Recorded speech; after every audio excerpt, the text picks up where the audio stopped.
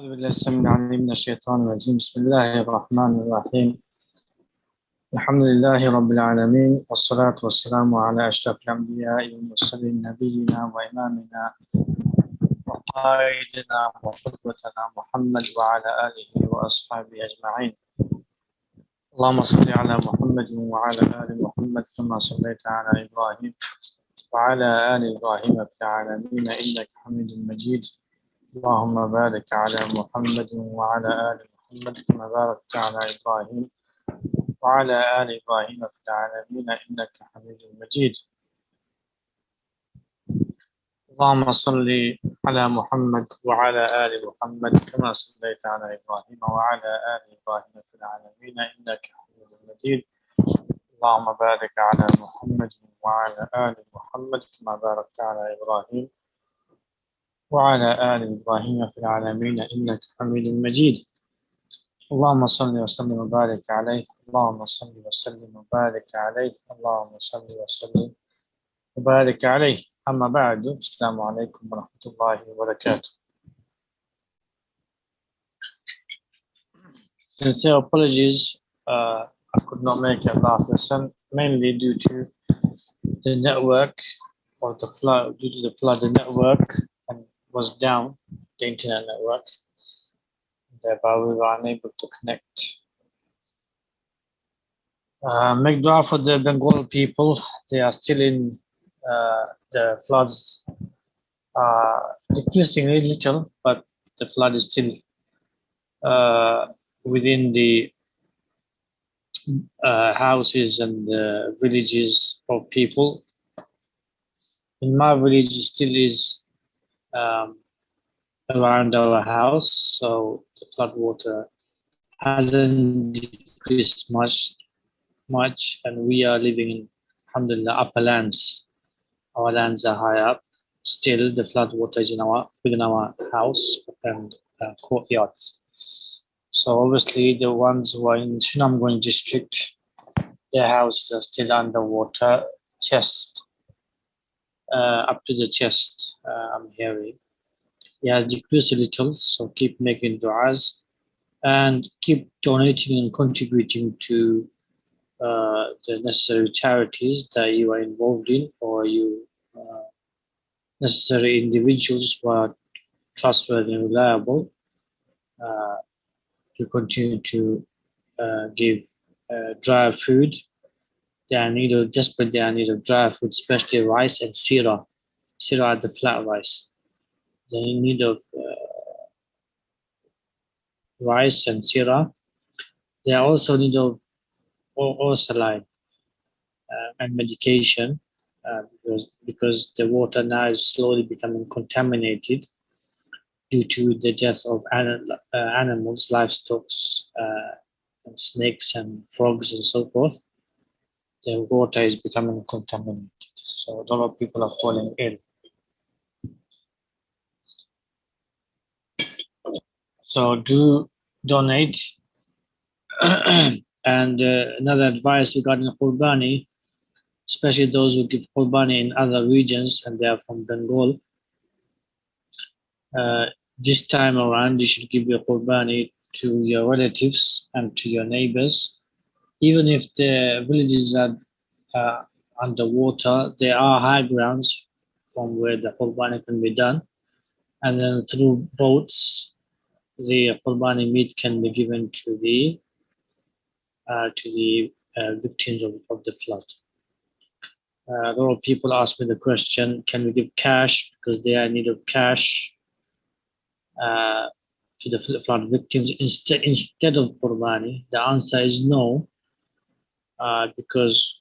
simply because if you want to give cash, you give zakat or sadaqah. As for Qurbani, because they need, on the Eid day, you're supposed to eat meat. Meat in of itself on Udhiyah of Eid al-Adha is to eat a sunnah. So meat in of itself. So thereby, people are eating and cooking in their houses, even if it's flooded. They are cooking on the beds with the stove. So Eid Day, they should share, especially in this calamity, they should be able to share with the rich people by eating udhiyah meat, fresh meat, inshallah ta'ala. So make sure you give your qurbani in Bengal, and if you're not from Bengal and you usually give qurbani in wherever you are, and if you can afford it, then give another qurbani in Bengal because people are in need of meat, in need of food, because they are starving. There are people who are now starving because obviously the bazaars, shopping areas have been flooded as well.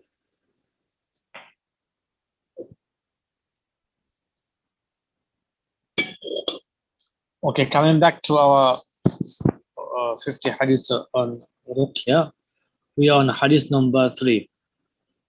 We are on hadith number 3. Performing ibadah, I worship, and persisting in duties and activities opposite of what was intended from the sihr breaks the sihr. Allah subhanahu wa ta'ala says, وَمِن شَرِّ النَّفَّاثَاتِ فِي الْعُقَدِ وَمِن شَرِّ النَّفَّاثَاتِ فِي الْعُقَدِ And I take refuge. So the one who's reciting this verse, they are meaning that they are taking refuge from the naffathat, from the blowing in the knots, from the blowing in the knots. Again, here it doesn't say what they are blowing or who is blowing, but you're seeking refuge from the blowing of the knots. That in of itself, blowing in the knots in of itself, those who do it, and the norm of it is kufr and shirk and bid'ah. And here Allah subhanahu wa ta'ala calls it evil, from the evil. So the people who do that, they are evil, and what they say and utter, that is also evil, and what they blow, and the blowing in of itself is evil, and the knotting they do is also evil. So yeah, what are these blowing? Blowing is the person's, whatever he or she is intending, the magician, they blow and then they tie the knots. What is the tying knots? They tie knots against the victim's life. So it could be against marriage, it could be against having children, it could be against being intimate, it could be against parents, against children, or against children, against their own parents, and so on. So here, Allah subhanahu wa ta'ala is affirming, you can say, how the sihr is done.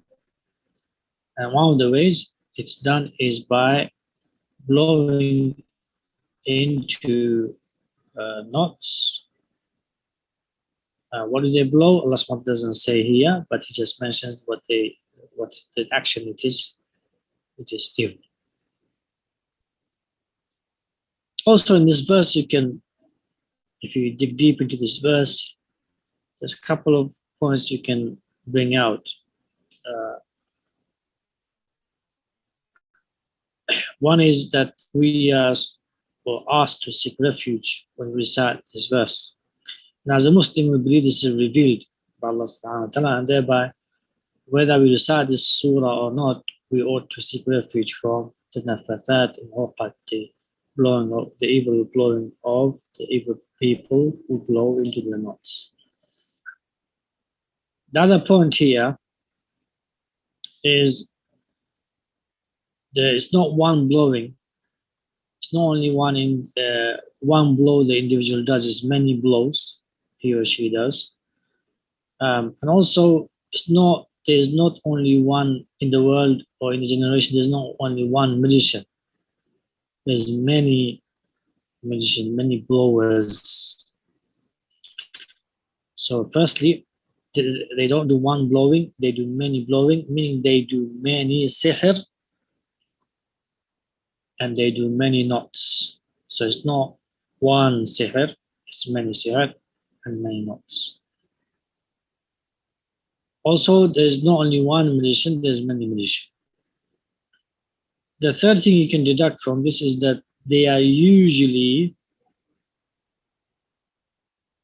female. They are usually female. This is an interesting point here. Um, the actual person who goes to the Sahir magician, you find them to usually you find them to be females, women, and uh, they don't learn the whole magic. The whole magic is usually men, but the actual blowing part they learn from the magician, and it's that's why Allah subhanahu wa ta'ala here mentions as a female in saying number 30. So it's ajib how Allah subhanahu wa ta'ala is revealing this reality that the woman blow into the knots. So these are some of the meanings you can deduct from this one verse. As for the hadith, the Messenger ﷺ said, the devil ties 3 knots at the back of the head of any of you when he sleeps. On every knot he reads the following words, the night is long, so stay laid down. I read the Arabic for you. عن أبي هريرة أن رسول الله صلى الله عليه وسلم قال يعقد الشيطان على قافية رأس أحدكم إذا هو نام 3 عقد يضرب كل عقدة عليك ليل طويل فارقد. So here now, this verse is more explained by the Messenger how it is actually done. So shaitan. So here the shaitan, he sits on back of our heads whilst we are about to sleep or whilst we are just falling asleep, and then he ties 3 knots, and before he ties it completely, he blows into it. He says, "Alayka laylun tawilun." You have a long night ahead. So lay down and sleep. Meaning, the main intention behind that is that this person doesn't wake up for Tahajjud Salah, and most importantly, doesn't wake up for Fajr Salah. So here, the intention, the motive is that the Muslim doesn't wake up for Tahajjud and doesn't wake up for Fajr Salah. This man doesn't wake up for Fajr Salah in the masjid. Yeah. Now, here the verse of Surah Al-Alaq is explained in a bit more detail. First, the shaitan, Sallallahu says. Then Sallallahu says, goes in a bit more detail that he sits at the end of the head. And then he ties knots, and then he expresses these words. So the magician, firstly, whoever the magician is, they can be labeled and called shaitan because they are doing shaitanic work. They intend the victim, whoever the victim is. Then they utter words which they want the victim to be inflicted with. And then they tie the knots tight, be it around their head, be it around a specific picture of them, or be it they make it into a doll from the athar of the person, from the clothes, from the hair, from the nails, and then they tie the knots around head or around the heart or around the private areas and so on. Or they put a pin therein, which does the work of the knot. They blow into the pin and they pierce the pin through the picture or a doll and so on. And Rasulullah gives a solution to it, how to break that sihr. So this is sihr. So Shaitan here is doing the sihr on the person. So Rasulullah then says how to break it. فَإِذَا اسْتَيْقَظَ فَذَكَرَ اللَّهَ إِنْ حَلَّتْ عُقْدَةٌ. If he wakes up and he mentions Allah subhanahu wa ta'ala, he says Alhamdulillah الذي أحيانا بعد ما أماتنا وإليه النشور, or mentions any name of Allah subhanahu wa ta'ala, Allahu Akbar, or Bismillah, إن حلت عقدة. One of the knots is untied.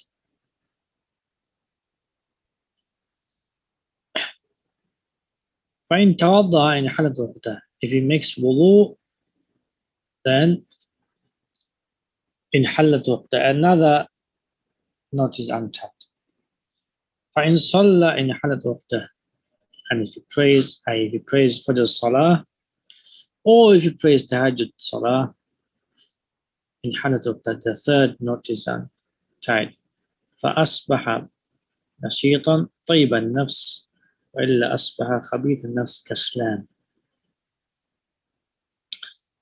And then after the third knot is untied, his whole morning or his whole day, from the morning, he will be proactive and proactive. He'll feel content, he'll feel calm, he'll feel tranquility.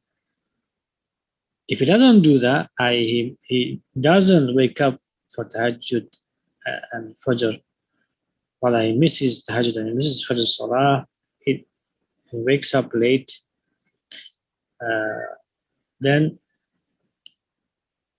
he will fast by khabith al-nafs. He will feel negative. He will feel uncontent, and he will feel lazy, fatigued, tired, and so on. This hadith is in Bukhari and Muslim. Okay, so from here we can take many benefits. Again, from this hadith, we can take many benefits. Whatever the magician intends, right?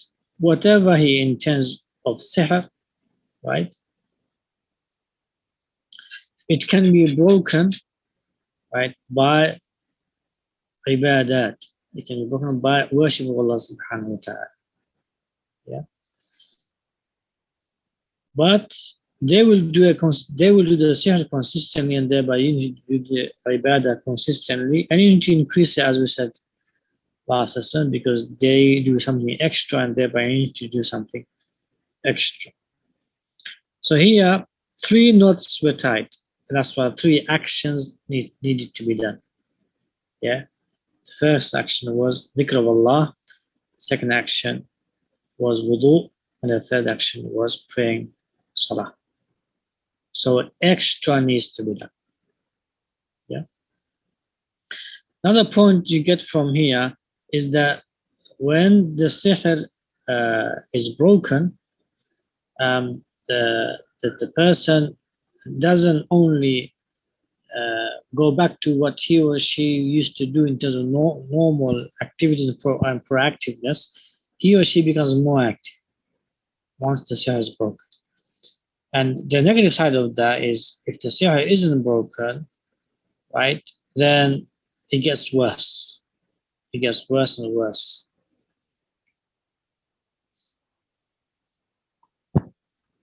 Okay, let's take some of the benefits, points of benefit. This hadith explains the verse of Surah Falaq and how it occurs in reality. So this hadith explains Surah Falaq. This hadith demonstrates how sihr breaks or can be broken. Yeah. So most important thing you need to note is worship. And when you intend in the worship breaking of sihr, then obviously it becomes more active in breaking the sihr. So why did Sallallahu say to us this hadith? Why did he mention this? It's so that we are not aware that shaitan ties the three knots. So that we proactively say, Alhamdulillah alladhi ahyana ba'da ma amatana wa ilayhi nushur. We proactively go and make wudu. We proactively go and pray salah. So Rasul said this in order for us to do that, in order to break the sihr that shaitan has done on us on that night. Yeah.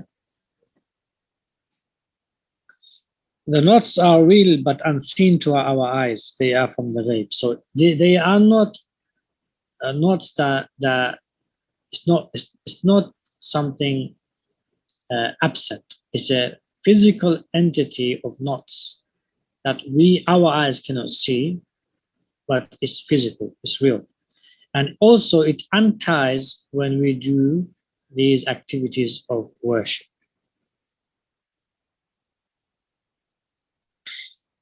There may be more than one knot. So here, as we see, there are three knots. Each knot equates to a blockage.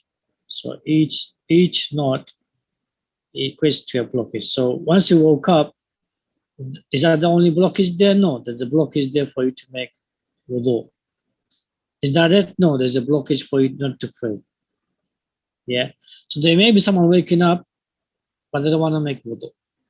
There may be someone who wakes up, who does wudu, but they still don't want to pray. Yeah. So each knot there's a blockage. The blockages are generally against life and living in a content, happy, prosperous life. And then whatever the magician intended of evil and blue, or the person who went to the magician, whatever intention they made, that is, as we said last lesson, only some of it is inflicted upon the victim, not all of what the magician or the person who went to the magician intends is inflicted upon the person. Number 7, the sihr can be renewed daily. Theoretically, so this shaitan does this every night upon every individual. So it happens to every single person. There's a devil, just before we go to sleep, does this upon every single person. And every single person who wakes up, remembers Allah, performs wudu, then goes and worships Allah subhanahu wa ta'ala, tahajjud and salat al-fajr, they break away from the sihr. And the one who doesn't do that, every day this happens, he gets worse or she gets worse and worse. Number 8, a symptom of sihr is that one feels a blockage when attempting to be productive and constantly feels lazy or sluggish. So this is one of the symptoms of sihr. Yeah. So here Sallallahu made it very clear. You feel what? Khabith al-nafs, that's the first sign, and kaslan. Khabith al-nafs. Because the shaitan has done this evil thing, you feel khabith al-nafs. Khabith al-nafs has many meanings, many connotations, but mainly you feel negative, you get negative stress, your desires go up, and so on. Number 9, a symptom of sihr is that one constantly oversleeps, sleeps a lot, even though he wishes otherwise. So here shaitan does the sihr for him to sleep and oversleep more than the body needs. So it's a sign of sihr. So if someone sleeps more than the body needs, right, then that's a sign of sihr, especially if he or she doesn't want to sleep. I.e., they wake up, the eyes are awake, the mind is awake, the heart is awake. They want to wake up, but they are unable to wake up. Something makes them go back to sleep, or something pulls them to the bed to go back to sleep. Then that's a sign of or that can be a symptom of sihr. Number 10, the symptom of sihr is that one feels spiritually heavy and dull, constant. So that's another one. So because what's opposite of the ibadah is kufr and shirk. Yeah, so one feels distant from worship internally and externally. One finds it difficult to worship Allah subhanahu wa ta'ala even if they want to. A symptom of sihr is that one constantly feels no sweetness when performing ibadah. So when one performs ibadah, they don't feel sweetness. They feel bored, they feel tired, they feel fatigued. Inside, they feel like a veil is covering them from bonding with Allah subhanahu wa ta'ala. The symptom of sihr is that one feels unable to fulfill his roles and responsibilities. So his role here is to wake up, make wudu, and pray salah. These are his roles, these are his responsibilities. But if he or she is unable to do that, then they are inflicted with this sihr of the shaitan. Same with other sihr. So if they have a role as a husband or as a wife or as parents or as siblings, and they are unable to fulfill that role and responsibility constantly, consistently, then there's a sign they could be sihr. Number 13, any ibadah can break sihr. If it is done with the intention of breaking the sihr, then it is more effective. So any sihr, doesn't matter how major it is, and doesn't matter how many knots there are, the amazing thing about Allah subhanahu wa ta'ala and about shifa is it can happen instantly. It can happen anytime, any moment. And it can break all the sihr in one go. You can break all the sihr in one go. Doesn't matter how long the sihr was there for. It doesn't matter how severe the sihr was there for. It doesn't matter how many sihr there was upon the person. I said that again. It doesn't matter how long the sihr was there for in the family or on the person, in the lineage. It doesn't matter how long it was. It could be for 14 generations the sihr was on the person. For example, it can break in an instant. There could be, for example, thousands of sihr on the person. It could break in instant, right?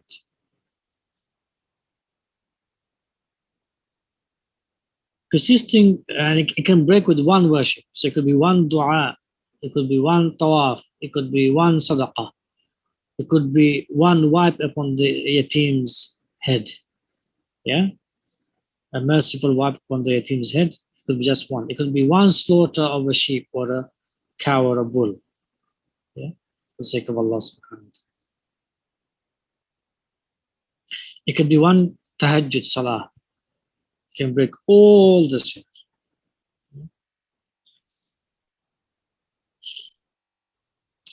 Number 14, persisting with outward physical activities against that particular sihr and its blockages breaks it. So you persisting, right, outwardly so this was specifically done against ibadah. This sihr was specifically done against waking up, against remembering Allah subhanahu wa ta'ala, against wudu and against salah. Yeah? So similarly, for example, the sihr was done against work. So what you do is you actually make sure that you get the skills for you to find jobs, for you to find work, and be persistent on taking all the necessary legitimate means to keep staying in that work and working hard to get promotion and so on. This in turn breaks the sihr that was done against work and against employment, against promotion and so on. Number 15, the ibadah and physical activity in carrying out his duties must become a routine practice so that even if the sihr is renewed, it has no effect. So, for example, the people who are waking up every day and praying, doing the dhikr, praying, performing the wudu and praying the salah, for them, every day this shaitan is tying the knots. But for them, it's as if the shaitan is not tying the knots anymore. Why? They are waking up routinely. So here is the greatest benefit. The greatest benefit is even if the magician is doing sihr every single day, as long as you are on top of your ibadat, your dhikr and your adhkar, your du'as, your recitations, your ruqya treatments, as long as you're on top of that, then the sihr they are doing every day, it will have no effect. It's as if they are not doing any sihr. Number 16, once the ibadah and action of his duties become a norm without any real struggle, that is when the person is cured completely or is on the course of being fully cured. There's a typo there, Mr. Abunis.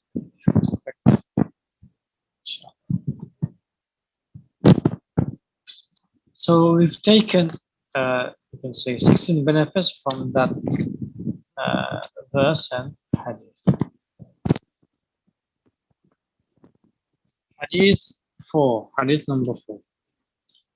The commandment was given to us to seek refuge against all harms, especially sihr and evil eye. Yeah. So here we have Surah Al-Nas, Surah Al-Falaq, Surah Al-Nas. Allah subhanahu wa ta'ala specifically said, قُلْ أَعُوذُ بِرَبِّ الْفَلَقِ مِنْ شَرِّ مَا خَلَقَ وَمِنْ شَرِّ غَاسِقٍ إِذَا وَقَبَ وَمِنْ شَرِّ النَّفَّاثَاتِ فِي الْعُقَدِ. i.e., say Muhammad sallallahu alaihi wasallam, seek refuge from the naffathat of al-uqad. قُلْ وَمِنْ شَرِّ النَّفَّاثَاتِ فِي الْعُقَدِ قُلْ وَمِنْ شَرِّ حَاسِدٍ إِذَا حَسَدَ. So that is it's not there in the actual verse, but it's continuing from قُلْ أَعُوذُ بِرَبِّ الْفَلَقِ.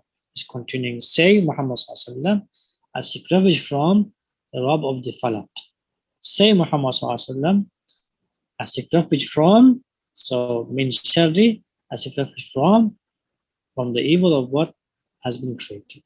Say Muhammad sallallahu alaihi wasallam, I seek refuge from ghasiqin idha waqab. Say Muhammad sallallahu alaihi wasallam, I seek refuge from the blowing of the knots. Yeah. So firstly, Allah subhanahu wa ta'ala commanded Muhammad sallallahu alaihi wasallam, right, specifically for us to seek refuge with Allah subhanahu wa ta'ala from all of this evil, including the evil of the blowers and the evil of the envious. Yeah. قل أعوذ برب الناس ملك الناس إله الناس من شر وسواس الخناس الذي يوسوس في صدور الناس من الجنة والناس. Here specifically, Allah subhanahu wa ta'ala is commanding us to seek refuge from waswas al-khannas, from the waswas that people give in the people from the jinns and human beings that are given within our chest. Yeah. So this is something that a person can give in your heart or in your nafs, and this a thought or an idea or a suggestion, but an evil one obviously, and then this evil thought keeps coming onto you. But mainly, as Allah subhanahu wa ta'ala said, min al-jinnah, the jinn, and then human beings.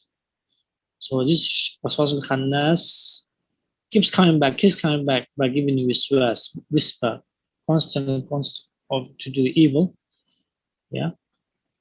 And then the was the face in the chest of human beings, right? From the jinnati and nas, the jinns and the human beings.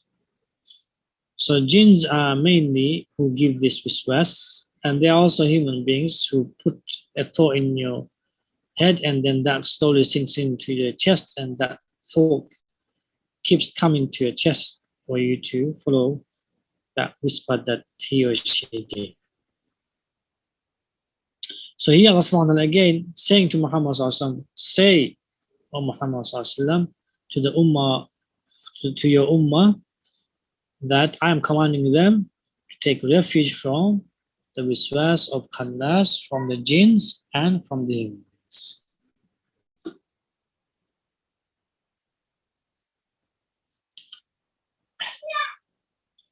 Next we give a hadith. عن معاذ بن عبد الله بن خبيب عن أبيه قال خرجنا في ليلة مطيرة وظلمة شديدة نطلب رسول الله صلى الله عليه وسلم يصلي لنا قال فأدركته فقال قل فلم أقل شيئا ثم قال قل فلم أقل شيئا قال قل قلت ما أقول قال قل والله أحد والمعوذتين حتى حين تمسي وتصبح 3 مرات تكفيك من كل شيء.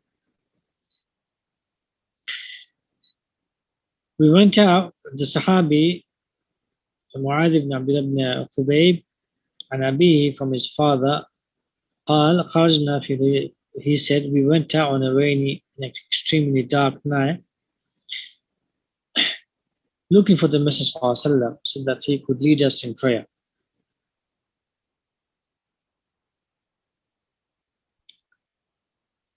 قال فأدركته, then we found him. فقال قل, then he said to me, say.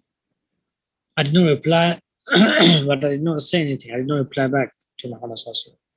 Then he said, قل, say. Then he said, it should not be speak, it should be قل, say. The translation should be say rather than speak. Because it's a commandment to say قل هو الله أحد and قل أعوذ بالفلق وأعوذ بالناس.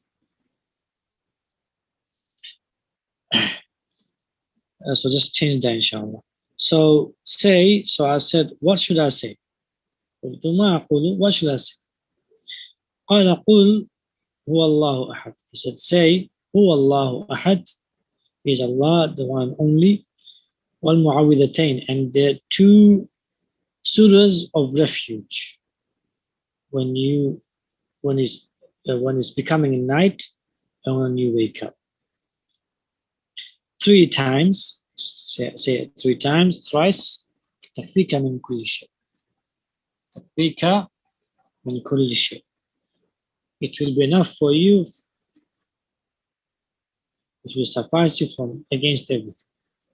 It will suffice you against everything. Everything that will harm you. Everything that is meant to or can harm you or meant to harm you. These 3 surahs, when you say it 3 times, will protect you from all harms.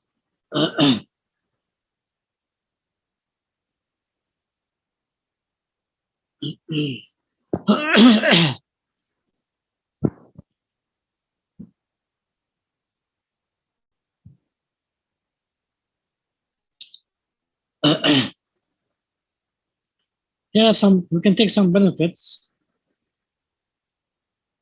One of the benefits is that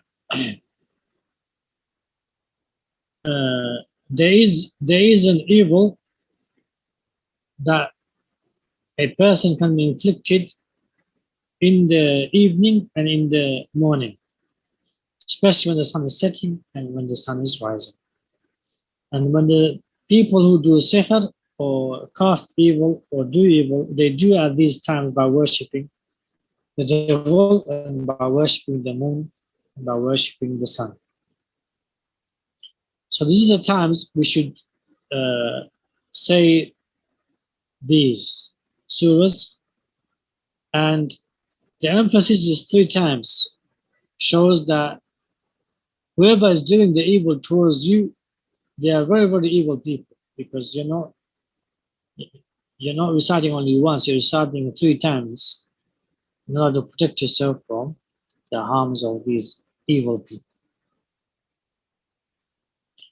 Now, when you wake up, either you forgot to recite them, whenever during the day you remember, just recite them. قل هو الله أحد الله الصمد لم يلد ولم يولد ولم يكن له كفوا أحد قل أعوذ بالفلق من شر ما خلق من شر غاسق إذا وقب ومن شر النفاثات في العقد ومن شر حاسد إذا حسد بسم الله الرحمن الرحيم قل أعوذ بالناس ملك الناس إله الناس من شر الوسواس الخناس الذي يوسوس في صدور الناس من جنة الناس بسم الله الرحمن الرحيم قل هو الله أحد الله الصمد لم يلد ولم يولد ولم يكن له كفوا أحد بسم الله الرحمن الرحيم قل أعوذ برب الفلق من شر ما خلق ومن شر غاسق إذا وقب ومن شر النفاثات في العقد ومن شر حاسد إذا حسد بسم الله الرحمن الرحيم قل أعوذ برب الناس ملك الناس إله الناس من شر الوسواس الخناس الذي يوسوس في صدور الناس من جنة الناس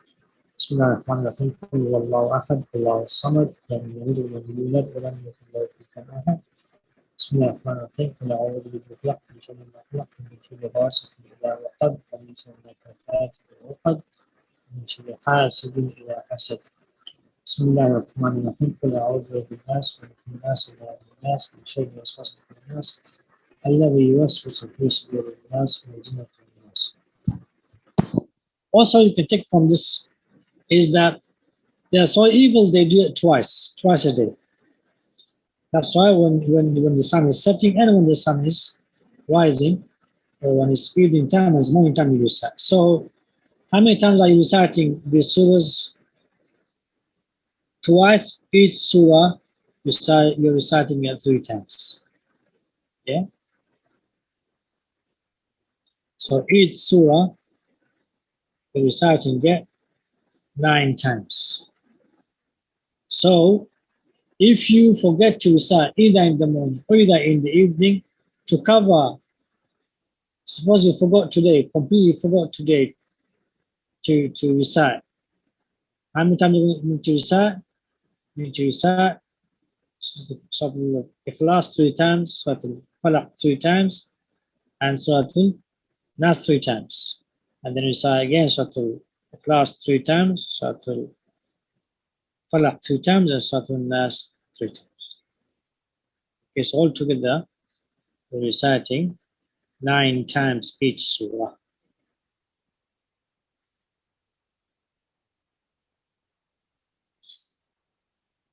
Shaykh Al-Bani rahimahullah, he says that the Messenger of Allah had a young Jewish servant called Labid ibn Asim. Labid ibn Asim. Labid ibn Asim. Whose service would please him. The boy remained in his service until he cast the spell sihr on him. As a result of that sihr, the Prophet ﷺ suffered an ailment and he did not know what was wrong with him. One night, while the Prophet ﷺ was asleep, there came to him 2 angels. One sat by his head and the other by his feet. The one by his head said, "What is the matter with him?" The other said, "Sihr was done on him."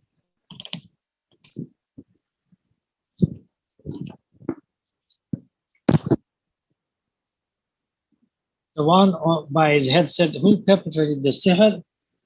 The other said, "Labid ibn A'sam." The one by his head said, "With what was the sihr perpetrated, committed or done?"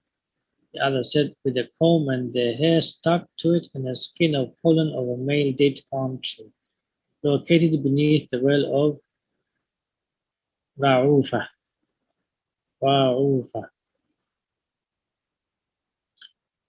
The Prophet awoke and called for Aisha. Now, was he asleep or was he awake?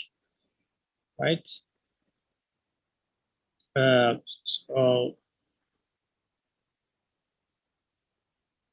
was he awake, meaning was his eyes open? Or was he asleep, meaning that he was dreaming Ruqya Salihah? Yeah, so the ulama differed on this point.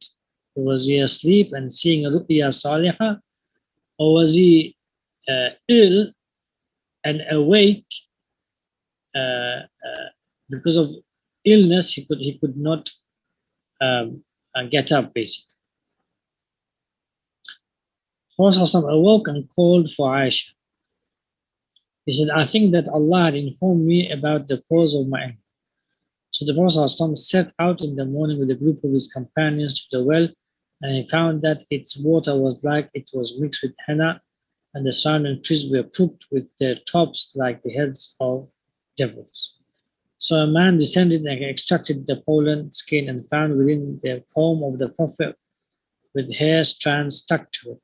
There was also a wax figurine in the shape of the Prophet, i.e., a doll, basically, of the Prophet ﷺ, with needles inserted into it and a thread within the 11 knots.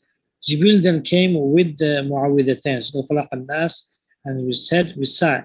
And when the recitation, the sihr of the knots would come undone. Prophet would experience pain when pulling out the needles, only to find relief when pausing the extraction.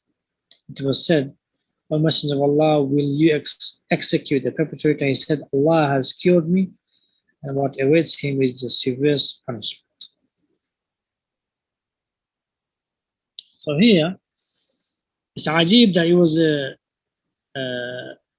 it's described in the Hadith, Labid was a young boy. It's ajib that he knew this sihr. Why? Because it was common within the Jewish community. Sihr studies is common within the Jewish community, and that's why you find that the whole family, from the young kids, they know how to do sihr, because it's passed on from the forefathers. So most likely, Labid's family were Jewish magicians. Points of benefit. It is thought that al-Mu'awwidhatayn were revealed when the Prophet was inflicted with sihr. However, there are others who hold the view that they were revealed in Mecca but utilized as Ruqya when the Prophet was afflicted. There are two opinions, but what we need to be clear of is that these two surahs are there. Mainly, primary objective of these two surahs is seeking refuge from evil and harms. So whether it was revealed without a context of evil and harm, or whether it was revealed with a context of evil and harm on Sallallahu, whatever the case, the surahs in of itself, they are there for us to protect ourselves from the evil of sihr and all the other evils out there that we know and we don't know, and also the evil of envy and jealousy, and also the evil of waswas al-khannas from jinns and human beings. The fact that two surahs were revealed to seek refuge and protection against all harms, and then for there to occur further prophetic narrations regarding them, demonstrates the necessity of protecting ourselves from the unseen ghaib world of the jinn and human envy. Shows the importance. Number 3. The sihr is perpetrated with something representing the physical image of a person, e.g. idol, like image or an actual picture, and the person's physical remnants, e.g. hair or nails. That's why it's important that when we dispose our hair or cut our nails, or when we are combing our hair or our beard, when we are having our showers, right? We say Bismillah. We say Bismillah. As soon as we say Bismillah, we are protected from anyone committing sihr with those hairs and those nails. Similarly, when we wear our clothes, or when we buy clothes, or when we gift clothes, just say Bismillah. And if you wear new clothes, just recite the dua of the new clothes. Basically, do the specific dhikr, where there's specific dhikr regarding a particular matter. If the specific dhikr is not there, then just recite Bismillah. Just recite Bismillah. That will suffice and protect you from the evil that is intended with that particular thing. So, for example, someone's given you a clothes, and in that clothes there is sihr with that clothes. So they blew on that clothes, and they gifted you that clothes. As soon as you wear this with the dua, as soon as you recite that dua wearing new clothes, khalas, it will break the sihr. It will break the sihr. Or if you don't know this dua, just say Bismillah and you wear it, it will break the sihr. Number 4, one should say Bismillah before doing anything good, khair, especially actions which remove remnants of the body like hair and nails. So before showering, combing, trimming, etc., say Bismillah. This protects the person remnants from being utilized for sihr. Number 5, the hadith gives notice of the harm the shayateen would try to impose on us daily, morning and evening. The hadith gives notice of the harm the shayateen would try to impose on us daily. And that's why we have the morning and evening adhkar. Yeah? So the shayateen will try their best to harm us, especially in the morning and evening. Every day, this is every day. That's why we have the morning and evening adhkar. And then also we have the magicians, right, trying to do sihr. And then so we also have the people who go to the magicians, right? And also we've got people who are giving us evil eye. And notice the people who give you evil eye are people who are usually people who are close to you and who are around you. If they keep coming to you in the evenings, right? That's a sign. That's a sign that they might be doing a sihr, or they might be giving you evil eye, especially if they come just before Maghrib or just after Maghrib.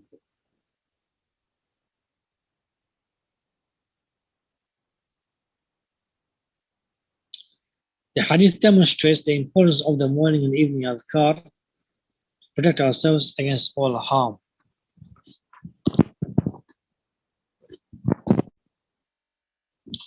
The two surahs are so powerful that they can break the sihr wherever it may be and however many knots and pins there are. Yeah. So each time you recited each verse, one knot broke. Now remember this: not every verse is talking about sihr, but yet a knot broke, a sihr broke. So not necessarily the verse needs to speak about a particular sihr or a particular evil. As long as you are seeking refuge from Allah subhanahu wa ta'ala with the intention, and you recite any dhikr and you recite any verse, right? And you specify what needs to be broken, then that will be broken. I'll say that one more time. The verses are not specifically speaking about in each verse, every single verse. It's not specifically speaking about the specific sihr on Prophet ﷺ. Yet each verse untied each knots. So there's 11 knots, each verse untied each knot. Yeah? So it's all about intention, and then it's all about dhikr of Allah or recitation of the Quran. Any verse will suffice you, any dhikr will suffice you, as long as you intend specifically. So when Prophet ﷺ was in tying, for example, untying the 11 knot, he said, "Min al-jinnati wan-nas." So he intended that with this verse, "Min al-jinnati wan-nas," the 11 knot is untied. Yeah. Or when you recite it, for example, "Min sharri al-waswas al-khannas," he was taking out a pin, for example. He was taking out a pin, but the pin is not about waswas. But he was reciting the verse, وَمِن شَرِّ وَسْوَاسِ الْخَنَّاسِ. Yeah? So when he started that verse, the pin came out.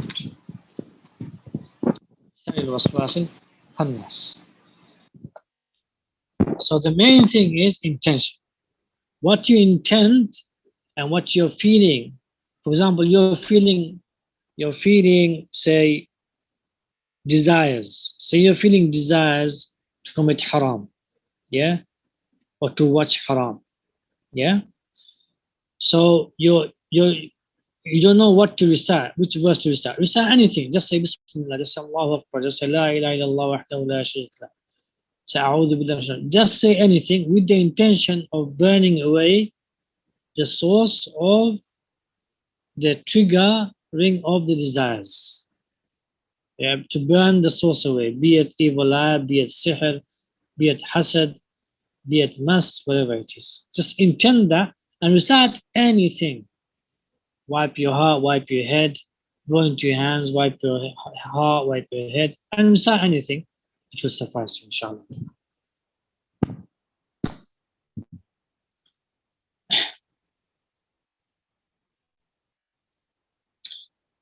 The two surahs are so powerful that they can break the sihr wherever it may be and however many knots and pins there are. So it's all about intentions. It's all about intentions and then making the du'as, reciting the revealed revelation, be it the Quran or be it the du'as and adhkar that have been revealed.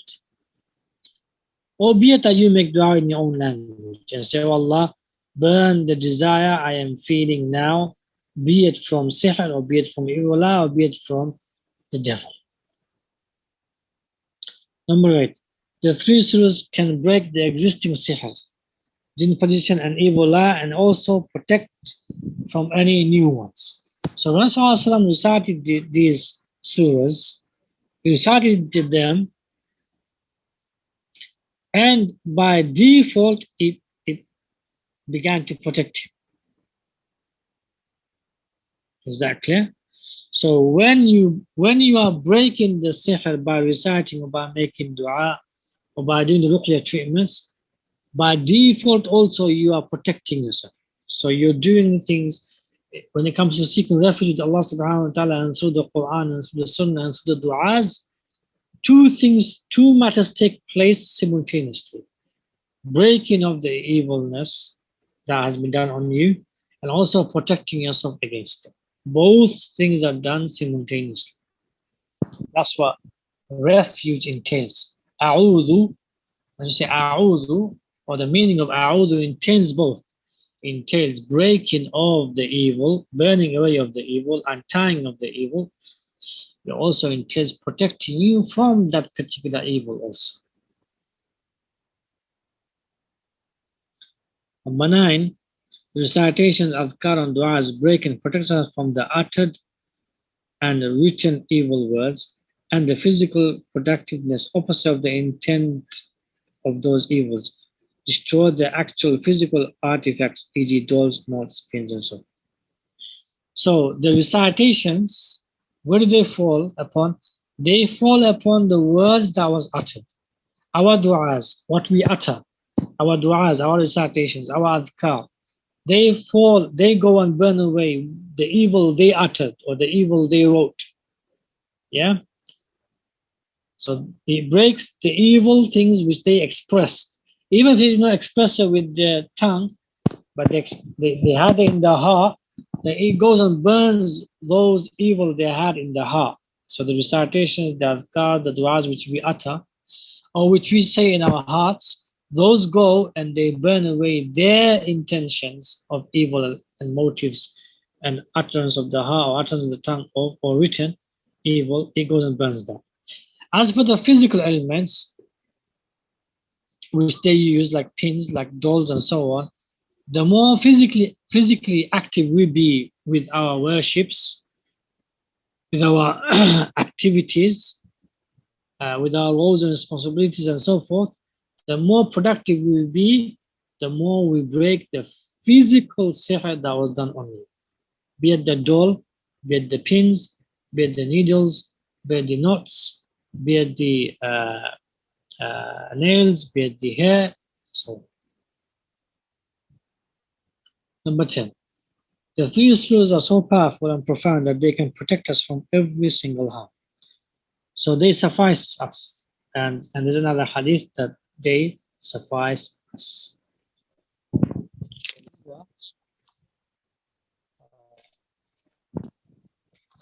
Some benefits from these two hadiths. Let's take number 5 hadith and then we'll stop inshallah, we'll take questions. The 5th hadith title is Reciting, blowing and wiping are the sources and means of power against illness and pain. The verse Allah subhanahu wa ta'ala says, وَإِذَا مَيِطُّ فَهُوَ يَشْفِينَ. And when I'm ill, it is He who cures. Curing is one of the attributes of Allah subhanahu wa ta'ala that is unique to him. In other words, no one can cure except Allah subhanahu wa ta'ala.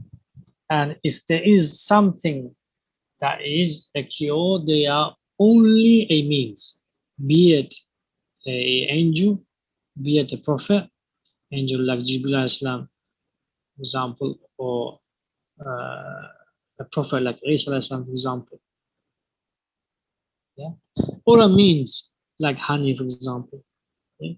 They are only means. In other words, that even if Prophet Sallallahu makes dua for cure, for example, not necessarily the person will be cured, and we'll come to that hadith. Not necessarily the person will be cured. It has to be by Allah subhanahu has to give the permission. So he cures. He just made the prophet a means.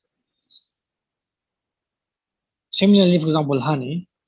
The honey has Allah subhanahu placed in the honey cure, but not the same with black seeds. But the honey and black seeds not necessarily in a itself will cure unless Allah subhanahu wa ta'ala or until Allah subhanahu wa ta'ala gives permission. So curing in its entirety is in the will of Allah subhanahu wa ta'ala. It's an attribute of Allah subhanahu wa ta'ala. And thereby, every one of us as Muslims must internalize this fact and this reality that the cure comes from Allah subhanahu wa ta'ala. And not only that, the illness also came from him. So it was not the sihr, it was not the devil, right? Ultimately, Allah subhanahu wa ta'ala gave the permission for the evil they intended for it to be inflicted on us. So the cure comes from Allah subhanahu wa ta'ala. And that's why, my brothers and sisters, dua is so vital. Dua is so vital. Right? All these means you take, the greatest means you can take as a abd, as a amma, as a slave of Allah subhanahu wa ta'ala, as a worship of Allah subhanahu wa ta'ala, as a slave of Allah and as a worship of Allah subhanahu wa ta'ala is your dua. Your dua. But when you make dua, go specific. Go specific. The general dua are for general khair, general goodness. You make general. As for the specific, what you're going to do specific, then you make specific duas. So go very specific and detailed in what you're going through in your everyday life of infliction. Be it headaches, be it stomach pains, be it waswas, be it blockages. Go specific and ask Allah to burn these blockages, wherever they may be, however they may be, it was done. Whenever it was done, go specific. The more specific you go to, the more Allah subhanahu wa ta'ala will manifest His name Ash-Shafi and His attribute Ash-Shafi, because you're meeting His will. You're meeting His will where it ought to manifest. You're meeting also the devils and the people who are evil, their wishes and yearnings. You're meeting it, you're challenging it, and you're meeting it face to face. And thereby, because you're meeting the evilness face to face with your specific du'as, it now is fighting. It now is attacking, and the evil is fighting back. And what's there left now? What's there left now is only Allah to then execute His attribute upon your fighting against the devil by saying, Kun fayakun. And the cure comes. Yeah? So I say that again. It's so important, my brothers and sisters. Right? The dua. So when Prophet was taken out the pin and he was reciting was just a means, but it was Allah subhanahu wa ta'ala, because Muhammad was facing the needle, facing this doll, facing his hair and nails, face to face. He has come face to face. He's fighting with the nails, taking out the pins, and it's hurting him. He's facing it face to face. He's taking it out a little bit, it's hurting him. And he's reciting, he's taking it out. When he stops, he feels relieved, but he's taking it He again tries to take it out. He's facing this pain head on. And Allah subhanahu wa ta'ala manifests his kun fayakun, and he manifests his shifa and the attribute of shifa, the attribute of shafi upon Muhammad sallallahu alaihi wasallam, and he destroys the words, the evil words that was placed in the pins and placed in the doll and the hair and the comb and all of that was used. He burns them through his kalam, his attribute. And then he protects Muhammad sallallahu alaihi wasallam by his name as Shafi. In other words, no one can do sihr on him anymore, or this individual can't do sihr on him anymore. So it's protected. And these doll and hair and nails and all of the hairs and the pins cannot harm Muhammad sallallahu alaihi wasallam anymore. So dua, my brothers and sisters, dua.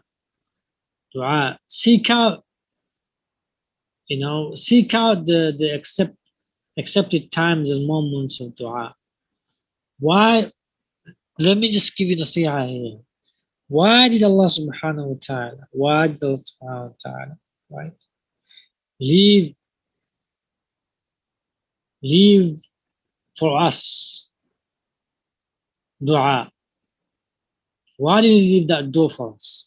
Why couldn't he leave all what we need, right, simply in our worship of salah, of zakat, of hajj, of tilawah, of recitation? Why did he leave dua? Why did he legislate this ibadah of dua? And why did he give this ibadah to us of dua?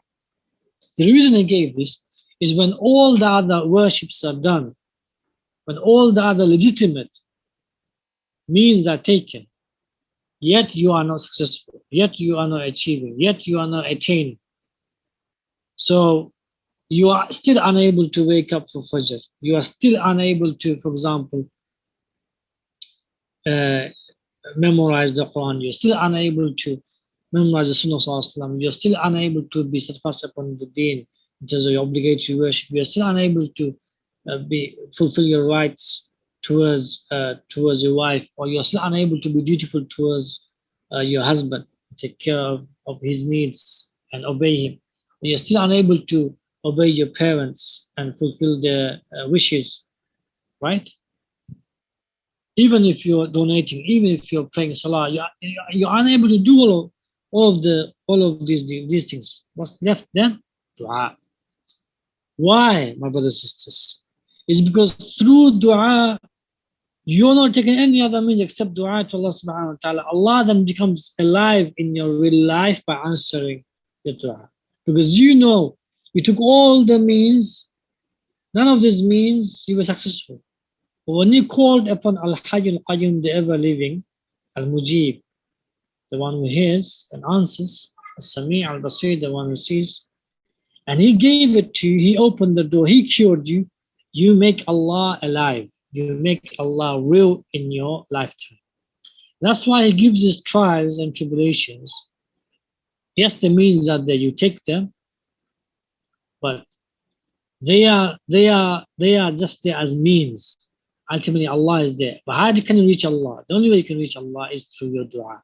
Either the uttered or the unuttered. Unuttered meaning your heart makes the du'as, you don't utter with your tongue, or your heart makes the du'as and also you utter with your tongue, and you specify.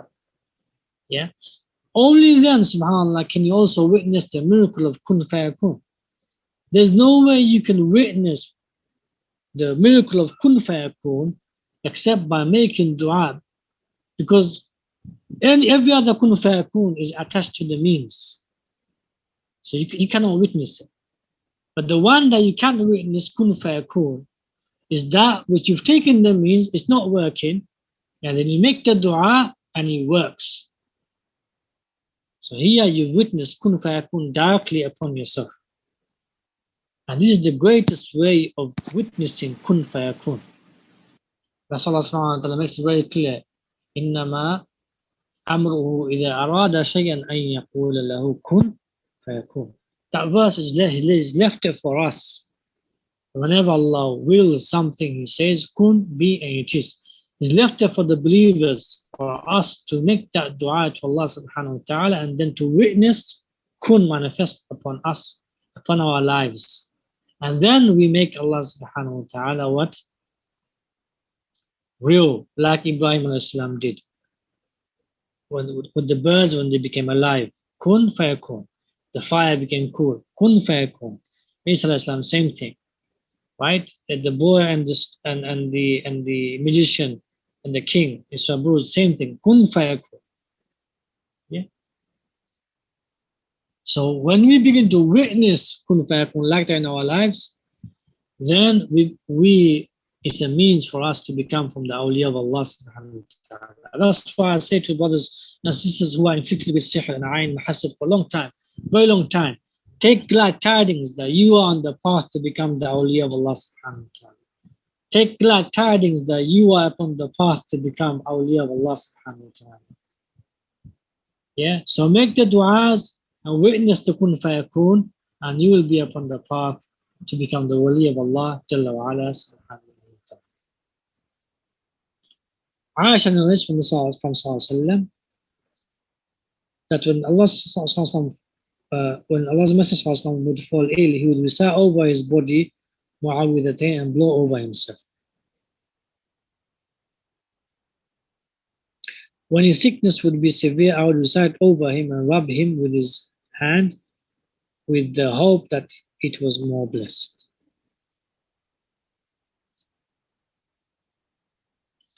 So here, some benefits.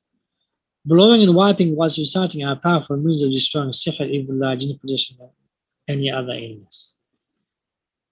So Sallallahu is to recite mu'awwidhatayn for every illness, not only for sihr and ayn, because in the beginning of the verse we say, قُلْ أَعُوذُ بِالْفَلَقِ مِنْ شَرِّ مَا خَلَقَ. Every evil, every evil that has been created. Yeah? And evil is anything that harms you. Anything that harms you is within the category of evil. Yeah? It is harming you. And thereby you recite, blow into your hands, wipe your whole body, or whilst you're reciting, wipe your whole body. And the area you find the most pain, or you find there's knots there, or you find the pain pins there, or you find this person, this place, there's a lot of movement there, wipe that area whilst you recite. Or place your right hand upon that area whilst you recite. Wiping is better. The Prophet wiped.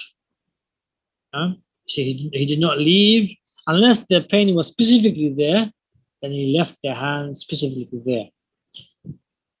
Otherwise, if the pain was all over the body, he would wipe the whole body. Number two, a person other than the sick person can recite, blow and wipe. So just like Aisha did, you can do the same thing. So you can recite and wipe. So the husband can recite, for example, upon the wife and wipe her. The wife can do the same thing. Parents can do on the children, and children can do on the parents.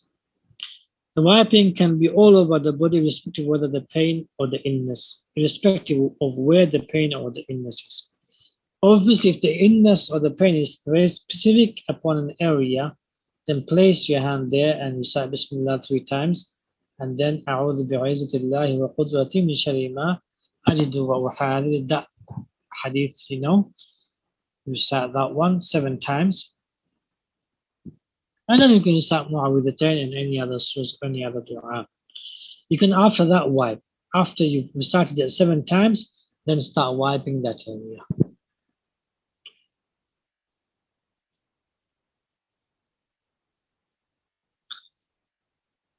Number 4, a reason for blowing is that the intended pure words are blown against the intended evil words to overpower and burn them into non-existence.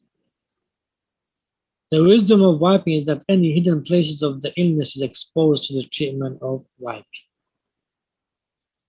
Yeah? So it could be evil eye, it could be sihr, or it could be any medical illness. And your reciting goes and touches the medical illness, and the recitation, the kalam of Allah is shifa, and you're intending the shifa from Allah subhanahu wa ta'ala through the kalam of Allah, through the du'as, and thereby it meets. That's why in the hadith, when they meet each other, the cure takes place. When they meet one another, the cure takes place. So the dawa, the cure, right? The means of cure. And the cure, Allah subhanahu wa ta'ala, you're asking Allah subhanahu wa ta'ala, the dua, the tawakkul, the intention. That meets the illness face to face. Then the cure takes place. Kun fayakun takes place. Allah Himself wills it to be cured. It is cured. Barakallahu feekum. We'll stop here inshallah. If there are any questions, we take questions. Bismillah wa sallallahu alayhi wa.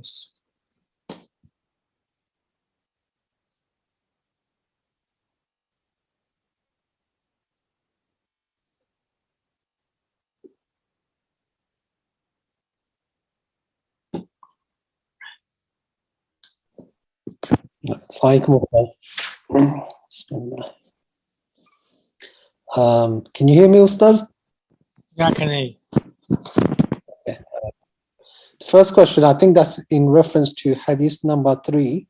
Going to point 6, did you mention not all the magician intends is inflicted? If so, why is it that some magic works and some doesn't? How does it affect the magician when it doesn't work?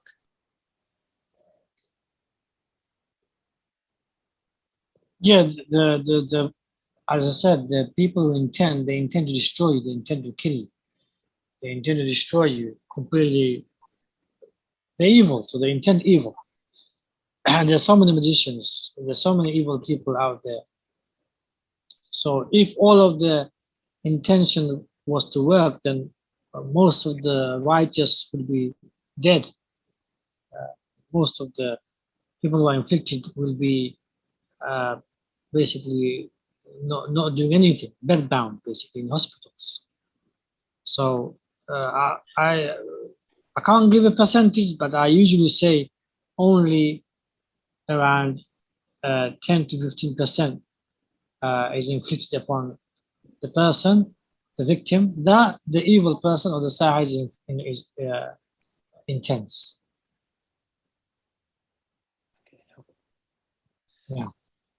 The next question, it's the same hadith, does the same hadith also count for tahajjud, or is it only for fajr? It's more for fajr. It's more for fajr. So if someone prays tahajjud and goes to sleep and misses fajr, then that means the knot has been tied on the individual. He has not been broken. So it's mainly fajr. The next question, if a person does the opposite of what the sihr intended, or you can say it's mainly primarily to do with obligatory salah. So for example, you've slept before Asr and you miss Asr salah all the way until Maghrib. It's Maghrib's time. Yeah, then so it's not only for Fajr salah. It's for any time a person sleeps. This notice, I forgot to mention that. Maybe at that point, Mr. Abu Ubaid, any time a person sleeps, ties the knots. Jazakallah khair. The next question, if a person does the opposite of what the sihr intended and doesn't do ruqya, will they break the sihr, or must you also do ruqya? So if we'll go back to the hadith, إِذَا هُوَ نَامَ, when is sleep.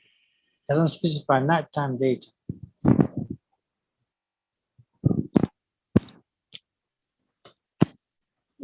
So missing obligatory salah. So he intends you miss the obligatory salah of its due time. So if you make qada of it, is up. Doesn't mind you making qada of it. Next question. if a person does the opposite of what the sihr intended and doesn't do ruqya, will they still break their magic, or must you also do ruqya? He may break the magic by the will of Allah subhanahu wa ta'ala, but it will take a longer time. It will take longer time. Because the athar of the kufr and shirk that the people have done, it will be on the person. So you cannot break the athar of kufr and shirk except by ibadah, except by the dhikr of Allah subhanahu wa ta'ala and worship. So the ruqya, self-ruqya needs to be done. Now, don't misunderstand me. If someone is, for example, the sihr was done against a job, for example, against employment, right? And the person is working hard on the job and is, alhamdulillah, trying his or her best to stay in the job, gain the skills and learn the skills, practically fighting. But he or she is not doing any specific ruqya, and he or she gets cured. How is that possible? The reason it's possible is because he or she is intending the breaking of the sihr or the evil or the blockage in her obligatory worships. So, for example, her salah. She's intending it, or his salah. He or she is reciting in the Quran. It may be a normal recitation. So the subconscious intention is there. So there is as a Muslim, there is a ibadah done to break the sihr, the evil words that was uttered, or the kufr and shirki words that was uttered, or the kufr and shirk that was done by the hands.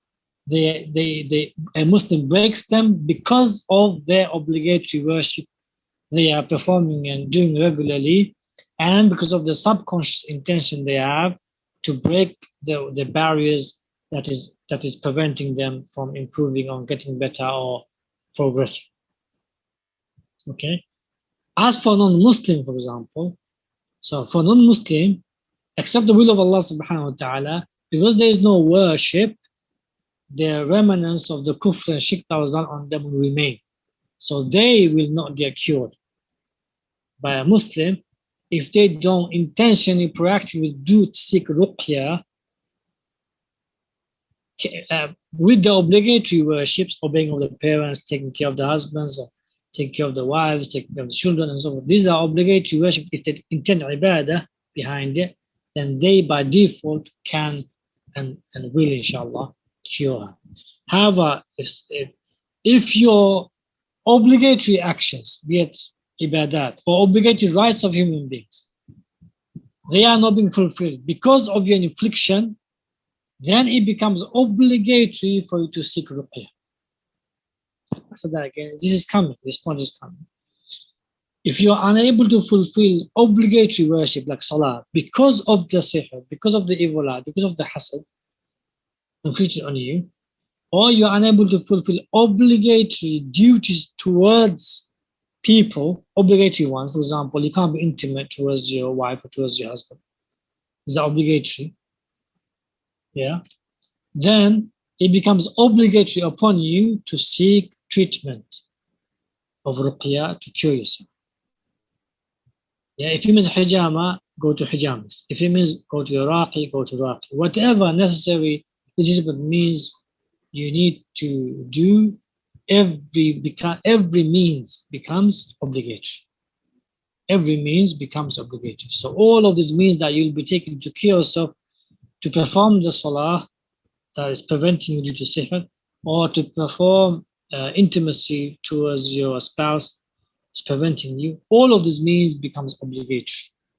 Okay, so the previous answer was only to those people who are performing the obligatory worships, who are performing the obligatory duties. They do not necessarily have to proactively seek ruqya. The obligatory ibadat, the voluntary ibadat, subconscious intentions can suffice with the proactiveness against the sihr, particular sihr that was done. However, if you are unable to fulfill obligatory ibadat or obligatory duties, then seeking ruqya, legitimate treatment of ruqya, be it hijama or be it going to Iraqi and recite him or her reciting over you, and applying the ruqya treatments becomes obligatory. I hope that's clear.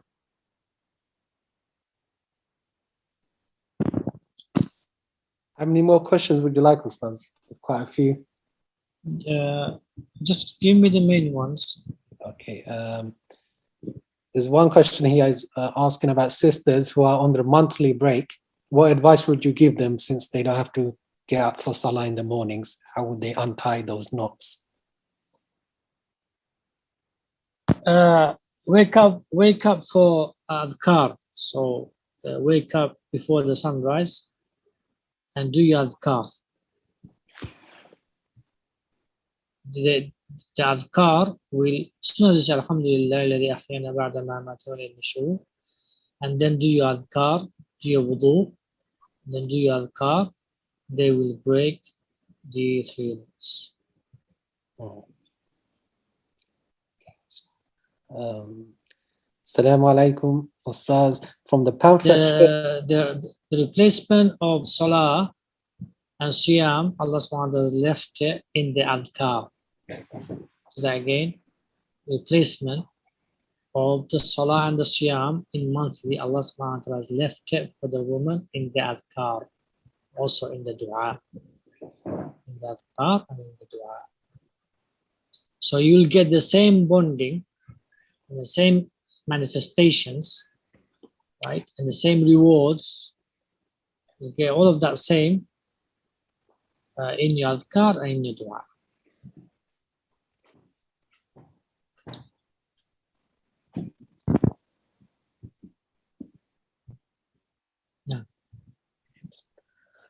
Assalamu alaikum. From the pamphlet shared on performing ruqya on yourself using specific intentions, what would you advise if I am reacting to every intention mentioned? Do I just keep on doing the same process with all the intentions one by one? No.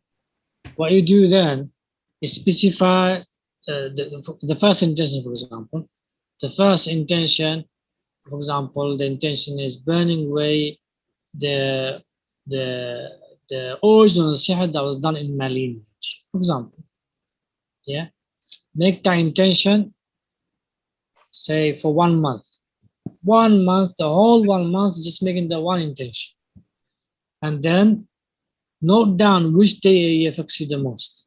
So, for example, today is Monday. It affected you this intention Monday the most. Continue to set this one intention. Continue Tuesday, Wednesday, Thursday, Friday, Saturday, Sunday, Monday. Comes Monday, it affects you the most on Monday. Third Monday affects you the most. The fourth Monday affects you the most. Then you know, okay, this sihr was done on Monday. So now what you do is you focus on this this intention only on Monday. And Sunday before that, so before Monday, Sunday, you intensify the ruqya before Monday comes in. And when Monday is coming in, for example, tahajjud time, Monday is coming in, tahajjud time, the sun rising time, you intensify the du'as and adhkar and the weeping and crying, secret ibadat, donations. That time, you intensify, for example, say, Ya Allah, burn the main sihr that was done in my lineage, the first sihr that was done in my lineage, burn it wherever it may be. By then, by making those du'as and asking Allah to show you in the dreams where it is, by then you should know where it is. It may be in the garden of your back home, maybe in the graveyard of your back home. So specify the dua, Allah, burn it in the graveyard of back home. Name the village if you know the village. Yeah? So do that with the rest of the intentions. So do one at a time for a month until you find out which day it affects you the most in a consistent way. Then you know, okay, this day this sihr was done, or this day this ayn was done, or this day this hasd was done, or this day this mask came. Then you intensify the night before and that day.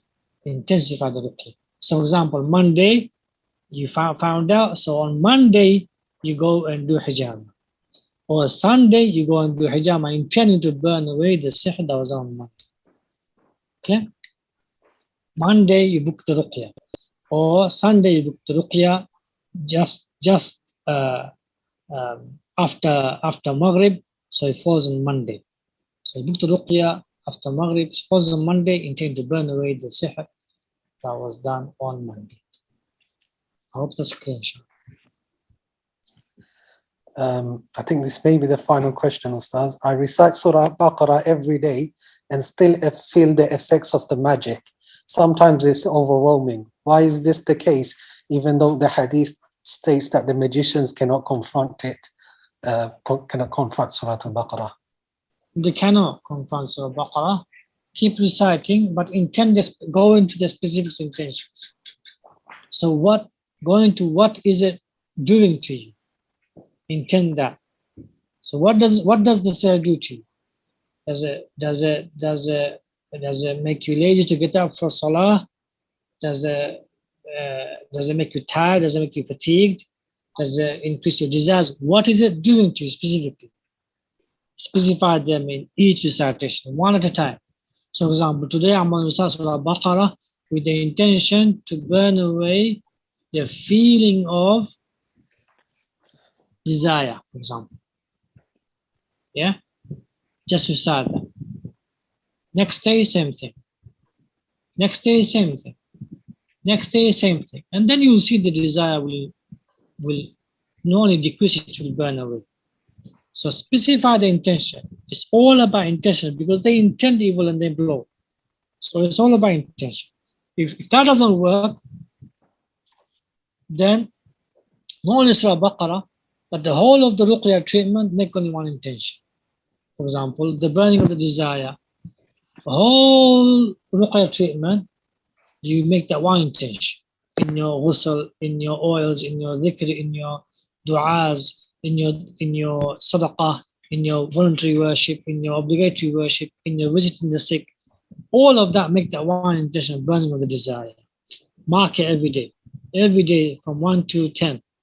The day you feel worse, that means that day the infliction affected you.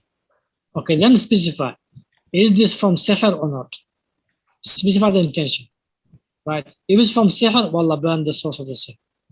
Do that for 1 week. See if it affects you. If it increases or decreases straight away, that means it's from sihr. If it doesn't happen, it doesn't increase straight away, it doesn't decrease straight away, right? Then it's not from sihr.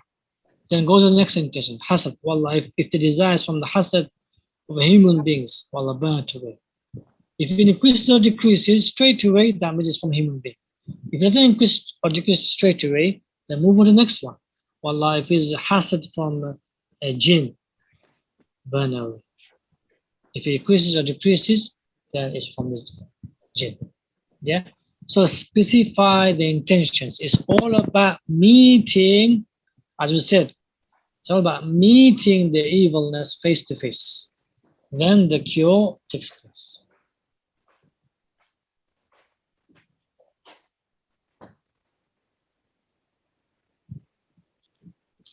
So we'll stop here, inshallah ta'ala. We'll continue next week. Barakallahu feekum. اللهم يا شافي اشفينا اللهم يا شافي اشفينا اللهم يا شافي اشفينا اللهم اشف مرضنا اللهم اشف مرضنا اللهم اشف مرضنا اللهم رب الناس اذهب الباس اشف انت الشافي لا شفاء الا شفاء شفاء لا يغادر سقما اللهم رب الناس اذهب الباس اشف انت الشافي لا شفاء الا شفاء شفاء لا يغادر سقما اللهم رب الناس اذهب الباس اشف انت الشافي لا شفاء الا شفاء شفاء لا يغادر سقما سبحانك اللهم وبحمدك أشهد أن لا إله إلا أنت أستغفرك وأتوب إليك. السلام عليكم ورحمة الله وبركاته.